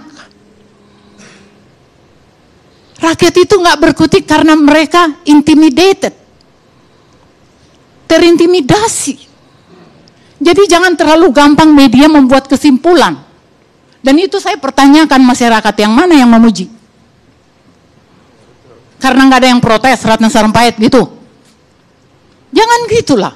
Marilah kita, Jakarta ini mau dibawa kemana sebenarnya? Kita mau jadikan Jakarta jadi Singapura atau jadi apa? Saya menangani masyarakat di Bukit Duri yang sampai sekarang juga ketakutan akan jadi apa yang terjadi pada mereka. Jadi jangan dibilang rakyat semua orang suka, enggak juga. Tentang apa nih tadi? Politik ya, pendekatan independen. Saya barangkali orang yang setuju dengan independen karena saya termasuk yang memperjuangkan itu pada saat memang partai yang bahkan sampai hari ini juga masih seperti itu, memang sulit menunjukkan pada rakyat bahwa partai politik memihak pada rakyat. Aku setuju dengan independen. Tapi independennya yang seperti apa? Kami dulu mendorong independen itu dengan integritas, dengan perjuangan. Orang yang kalau ada orang misalnya kayak Faisal Basri, kita udah dukung-dukung, misalnya kedengaran, ini orang ada kasus korupsi, kita yang duluan marah. Jadi saya menghimbau para pendukung, siapapun mendukung siapa, aku akan tetap seperti ini. Siapapun dari calon nanti mau mereka di lawannya Ahok sekarang atau Ahok, akan tetap saya persoalkan kalau dia korupsi. Akan tetap saya persoalkan. Jadi jangan kita karena udah membangun ini, udah membuat ini, korupsi jadi nggak penting. Berbulan-bulan loh berita mengenai sumber waras. Barangkali hampir setahun ini dibicarakan. Saya ingin memastikan kita tidak memilih seorang calon yang diduga korupsi. Dan aku minta tolong pada semua yang mendukung Ahok, untuk kalian yang lebih dulu, tanya Ahok. Saya punya bahan, saya punya materi, tapi karena hari ini bukan itu temanya, saya punya materi, bahan-bahan, bukti-bukti yang memastikan pada diri saya bahwa Ahok ini memang korupsi di sumber waras dengan keyakinan 99%. Itu yang saya ingin lakukan, dan saya tidak pernah bicara kasar menyampaikan pikiran saya. Saya keras, saya tegas, saya ucapkan itu di media sosial. Lalu yang saya terima dari siapa ini, saya nggak tahu siapa yang buat ini, adalah seperti ini, fitnah. Ini akan saya persoalkan. Saya nggak tahu ini siapa yang bikin, tapi di sini Ratna Sarumpait kalau Ahok maju, apa? Saya nggak pernah diwawancara soal independen atau tidak independen.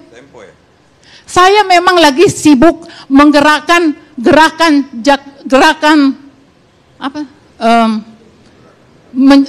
selamatkan Jakarta. Selamatkan Jakarta dari koruptor paling enggak. Memang itu sedang kita bangun. Nah, gara-gara itu barangkali ada yang nguring-nguringan dengan sepak terjang saya, lalu muncullah ini. Nggak tahu saya. Yang saya mau katakan, kita ini mau mencari gubernur untuk memimpin kita sampai 5 tahun ke depan. Please, mari kita berbaik hati. Berbaik hati pada kota ini, ibu kota republik ini. Supaya kita dapat yang terbaik. Yang terbaik itu belum tentu juga akan memuaskan kita kelak. Tapi paling tidak dia jangan membohongi orang. Kalau Ahok memang tidak ada korupsinya, kenapa dia nggak datang ke KPK? Kenapa dia bilang mau dilawan semua orang kalau dia ditersangkakan? Kenapa? Ini menurut saya bahaya. Dan yang paling membuat bahaya ada Nasdem, sebuah partai besar. Kok bisanya nggak memeriksa orang yang mau dicalonkan? Loh, ini barangkali di aturan partai nggak ada urusan seperti itu. Tapi buat aku sebagai rakyat, biar dia bicara dulu. Acara kita ini mencari kandidat di KI. Lalu kalau dia caci maki, kita berdosa semua. Saya pulang. Ya, biar dia bicara dulu. Pulang aja Pak. Ya udah. Saya nggak, justru karena kita lagi mencari kandidat, Pak. Kandidat yang bersih, saya memang mau seperti itu. Dan kalau sikap saya ini membuat orang membuli saya habis-habisan, silahkan, sebab saya nggak akan mundur dengan sikap saya. Nasdem boleh ketika disebut boleh diklarifikasi, tapi dia selesaikan dia mau apa? Nggak, maksud saya kan, Anda itu partai yang paling nggak selama ini selalu mengatakan menolak korupsi gitu loh. Nah, ini Anda nggak mungkin nggak mendengar desas-desus mengenai sumber waras.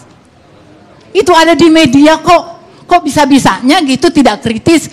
Apa enggak ini kita tanya dulu, klarifikasi sama Ahok, sama KPK, sama BPK gitu. Ayo dong. Ini orang dilindungi oleh kekuasaan yang saya nggak tahu dan entah dari mana, membuat dia terus bisa lari dari KPK. Itu persoalan buat saya. Silakan. Ya, saya rasa penting menjadi klarifikasi begini, bahwa tadi di awal kita sudah sampaikan bahwa proses di internal kami di dalam memutuskan calon itu bukan sesederhana itu kemudian dianggap terburu-buru. Semua kita cek. Dan sampai terakhir juga bahwa ya kita sama-sama dengarlah bahwa proses hukum itu berjalan dan kita taat dan patuh pada hukum. Apabila memang terjadi hal yang luar biasa yang di luar sepengetahuan kita, tentu kita juga akan mengambil sikap. Namun baru-baru kemarin pun salah satu komisioner KPK mengatakan tidak cukup. Lantas apa yang mau kita perdebatkan tentang hal itu gitu. Jadi ini juga harus jangan mengambil hanya sebelah-sebelah saja gitu loh. Saya rasa itu. Pak Bestari sebentar, ini sama-sama DPRD nih. Enggak, tapi dia cuma mengklarifikasi sama, yang Pak, dia sama. omongin. Enggak, saya pengen Basaria Panjaitan saya mau katakan itu tidak valid dia ngomong. Karena kami datang 30 orang, sebelumnya dia katakan ini dalam masih penyelidikan.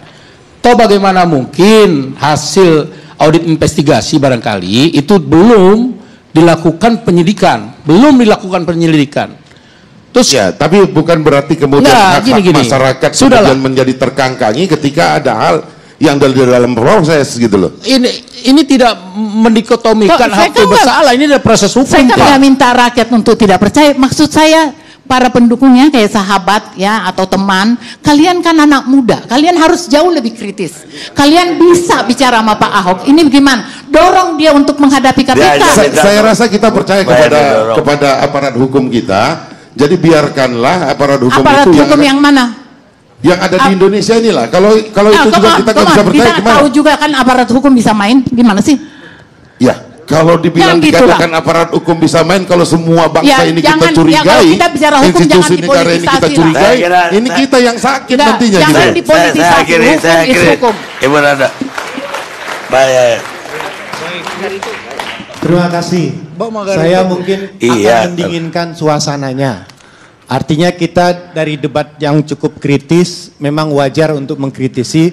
Tapi bagaimana sebetulnya dalam konteks ini kita bisa mencari cara yang lebih cerdas untuk mencuri hati warga Jakarta. Jadi yang paling pertama yang harus kita akui, mengapa misalnya Pak Ahok misalnya naik dalam konteks misalnya polling dan sebagainya, atau kandidat. Ini ada yang menarik. Pertama satu begini, saya tidak mengatakan kepada pollingnya, tapi ada tren terbaru. Pertama satu, bahwa warga Jakarta ini masuk kategori hipermodernis. Masyarakat yang hipermodernis itu biasanya punya sikap, hari ini ada masalah, hari ini diselesaikan. Yang kedua, mereka sangat menyukai hal-hal yang bersifat virtual dan bersifat pada konteks pencitraan. Dalam hal inilah sebetulnya perang media sosial menjadi hal sangat penting dalam konteks pertarungan pilkada ke depan. Jadi dalam hal ini kecerdasan kita misalnya dalam bentuk membangun citra yang paling positif bagi kandidat itu hal-hal yang sangat penting. Nah, yang kedua yang juga sangat menarik, kedua boleh, ketiga boleh. Yang ketiga mungkin di sini kita tetap sama dengan Ibu tadi katakan bahwa calon kandidat yang punya track record bersih itu merupakan kandidat yang memang tetap menjadi favorit bagi warga. Jadi warga Jakarta ini sebetulnya sangat suka pada nilai-nilai anti korupsinya karena memang juga mereka capek selama ini. Hal yang keempat yang menarik juga adalah dibutuhkan kandidat yang mampu bekerja cepat. Nah, ini terlihat sekali apa yang dilakukan, mohon maaf ya saya membandingkan bagaimana Pak Ahok menggunakan BUMD sebagai cara mereka untuk mempercepat kerja ketika kerja SKPD lambat. Nah, yang lain yang dilakukan adalah misalnya bagaimana caranya itu mendorong upaya penanganan banjir dan penanganan sampah misalnya sekarang tidak diproyekkan tapi dengan cara misalnya swakelola, mesin, organisasi dan sebagainya. Jadi kita memang harus lebih cerdas dari beliau untuk membuat program yang lebih cepat lagi. Jadi warga itu sangat senang ketika ada tindakan-tindakan taktis lapangan yang bisa diselesaikan. Nah, hal lain yang juga yang menarik adalah perubahan terkait dengan kultur kinerja birokrasi. Kekuatan yang dilakukan oleh beliau itu misalnya satu, pada kekuatan struktur, yaitu bagaimana membuat kinerja lebih baik dengan adanya TKD, tunjangan kinerja daerah. Bang Karni kan kalau kita orang Padang mengatakan PT menjadi kekuatan. No PT, no activity, no PT, no motivasi, no PT, no persuasi, no PT lama-lama mati. Artinya kekuatan uang itu menjadi sesuatu insentif. Jadi siapa yang bekerja benar akan dipromosikan, mereka-mereka yang tidak bekerja benar di drop, dikeluarkan atau istilahnya didiklatkan. Jadi birokrasi pun berubah. Kita harus lebih cerdas membangun birokrasi yang lebih efisien. Saya setuju tadi membangun sistemnya. Artinya kalau bisa dihilangkanlah pertemuan-pertemuan yang bersifat tatap muka. Jadi orang Jakarta butuh smart city. Jadi bagaimana kota yang maju yaitu smart city karena orang Jakarta juga dianggap sudah sangat cerdas. Nah, kemudian yang ketiga, yang hal lain yang perlu kita cerdasin adalah kita harus mencari anggaran yang memang betul-betul quick yielding dalam konteks untuk mengatasi persoalan masalah transportasi. Misalnya contoh satu ya, bagaimana misalnya penambahan armada. Sekarang ini memang dilakukan upaya untuk meningkatkan kualitas layanan, misalnya Kopaja yang ditingkatkan. Bisa nggak ke depan ini misalnya kebutuhan untuk mengatasi kemacetan itu dengan program-program terintegrasinya transportasi. Jadi saya melihat ini hal yang menarik lagi adalah bagaimana sikap masyarakat itu sangat suka kepada pemimpin yang punya kemampuan sikap lugas. Artinya suatu masalah, hari ini masalahnya bisa diselesaikan dengan tanpa waktu yang terlalu berlama-lama dan kalau bisa memang menghindarkan bentuk-bentuk kekerasan. Jadi hal yang perlu kita sikapi ke depan adalah kita harus lebih cerdas dari incumbent yang ada. Itu menjadi PR terbesar. Jadi kekuatan yang menarik ke depan ini menurut saya adalah satu hal. Peran media adalah hal kunci untuk menarik simpati warga-warga kita. Demikian. Baik. Sedikit setengah menit. Saya nyambung soal soal media. Karena ini penting sekali. Peran media sangat besar. Barusan saya tadi ngomong soal sosial media, soal sosmed, ya. Saya barusan dibully habis, ya, di Twitter. Tapi untuk supaya clear, kita clearkan aja, ya. Jadi saya tadi nyebut soal Jasmed, Jokowi Ahok Social Media Volunteer. Ketua Jasmed barusan WA saya, Mbak Kartika Jumadi. Mas, itu tampilkan dong siapa Jasmednya. Ini orangnya. Ya. Jadi artinya dia ada namanya Vanya Vanilla. Kalau memang ini palsu, tuntutlah orang ini, Vanya Vanilla ini. Saya mengambil dari situs berita. Jadi Pak Karni yang ingin saya katakan, saya tidak beropini, ada beritanya. Kalau memang itu berita abal-abal, lah ya sekarang serahkan saja masyarakat, silahkan percaya medianya. Jadi ini bukti cepat sekali reaksi masyarakat, sosial media sudah bisa membuktikan. Baik. Pak Margarito. Baik, terima kasih Bang Karni. Assalamualaikum warahmatullahi wabarakatuh. Selamat malam dan salam sejahtera buat kita semua. Begini, kita itu bikin negara karena kita ingin orang tidak dalam status sebagai budak. Kita ingin orang itu betul-betul sebagai orang sebagaimana diciptakan Tuhan Allah Subhanahu wa taala yang Dia memuliakan kita dari awal. Itulah yang mengakibatkan negara itu ada. Dalam kerangka itu satu. Yang kedua, dalam kerangka itu pemimpin siapapun dia tidak bisa mengambil tindakan atas nama apapun yang dalam sifatnya maupun dalam hakikatnya merendahkan harkat dan martabat orang. Itulah hakikat kita bernegara. Tidak ada lain dari itu.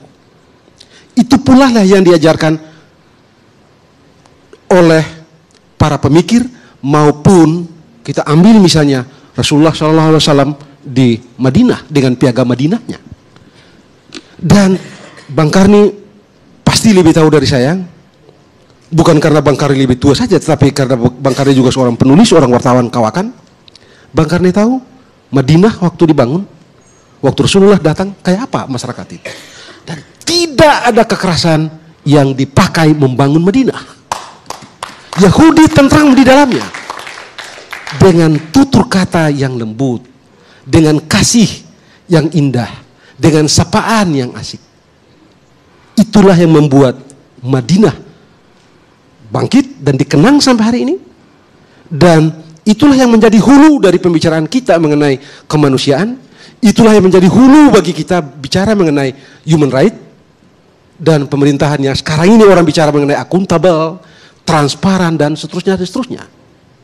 Jakarta, senang atau tidak senang, suka atau tidak suka, semua orang mengakui bahwa ini adalah miniatur budaya, miniatur tingkah laku, miniatur sopan santun dan seterusnya dalam tanda petik yang baik tentang Indonesia. Karena itu pemimpin Jakarta dia panduan tentang tingkah laku, dia panduan tentang tutur kata, dia panduan tentang bagaimana menempatkan orang itu pada derajat sebagai manusia merdeka. Itulah Jakarta. Dan itulah yang kita mesti dapatkan dari Jakarta. Karena apa yang terjadi di Ternate di sana menjadi kayak apapun orang nggak kaget di Jakarta ini. Tapi di Jakarta ini semua orang tahu. Apa saja sedikit terjadi. Barusan kita baru tahu organisasi konferensi Islam baru saja bicara tentang sebuah negeri yang sedang dilanda masalah di Jakarta ini. Betapa hebatnya Jakarta. Yang bisa menyanyi Jakarta pada perspektif tata negara cuma ada Jogja. Sedikit tentang mungkin negeri Bang Karni, Bukit Tinggi. Karena di sana pernah berlangsung pemerintahan darurat waktu Bung Karno dan Bung Hatta ditawan. Jogja pernah kita pindah ke sana tahun 46 untuk memastikan bahwa negara yang kita baru proklamasikan pada tanggal 17 Agustus itu tidak akan hilang. Dan Jakarta kita kembali lagi. Jadi Soal lain yang mesti kita pastikan agar kita sehat bernegara, bagus kita bernegara. Bang Karni, dimanapun yang namanya APBD, yang namanya APBN, wajib hukumnya untuk dipastikan realisasinya. Sebab kalau tidak begitu Pak, ini negara kita serahkan kepada korporat. Kalau begini cara berpikir kita, suka atau tidak suka, kita sedang mempraktikkan apa yang dilakukan oleh negara-negara yang membangun demokrasi dengan uang. Perkara media tidak bisa kita, Bang Karni hanya pura-pura tidak tahu juga. Tapi saya yakin Bang Karni tahu, ada buku tentang mesin penindas pers. Kita tahu itu. Bagaimana caranya para kapitalis menggunakan pers, mengecoh, pers mengelabui, pers memastikan agar satu dan lain orang yang tidak begitu menjadi begitu dan seterusnya dan seterusnya. Buku itu ada di tangan orang. Pertama kali saya dapat buku itu dari Pak Kwik Kianji, seorang yang saya kagumi sebagai seorang nasionalis tulen. Bang Karni, APBD harus direalisasikan. Tidak bisa atas nama menghindari korupsi terus APBD tidak. Sebab kalau APBD tidak, terus di mana pemerintahan bekerja? Kalau Anda tidak bekerja berdasarkan APBD, Anda bekerja dengan uang non APBD, Anda beri tempat kepada kapitalisme. Dan kalau Anda beri tempat kepada kapitalisme, Anda sedang mempertaruhkan harkat dan martabat orang. Kapitalisme tidak mengenal harkat dan martabat. Yang dia kenal adalah eksploitasi, eksploitasi, dan eksploitasi. Ia mencabut hakikat kemanusiaan. Dan itu yang kita tidak mau. Dan kita berharap agar Jakarta tidak terjatuh dalam kubangan itu. Baik. Itu aja Bang Karni yang ingin Pak saya pemirsa sudah mendengar berbagai pendapat dan komen. Ada yang disampaikan dengan wise, ada juga dengan emosi, ada juga yang dengan kuping merah. Tapi itulah demokrasi, karena semua boleh berpendapat, hanya ada yang bersilang pendapat. Di situ kesimpulan kita bisa capai. Dan untuk pemilih, walaupun masih lama memilih gubernur, pesan agar memilih calon yang paling sedikit janjinya, karena hanya yang paling sedikit janjinya yang nantinya tidak akan banyak mengecewakan. Kata Baruch, seorang konsultan politik di Amerika. Kita ketemu ALC yang akan datang.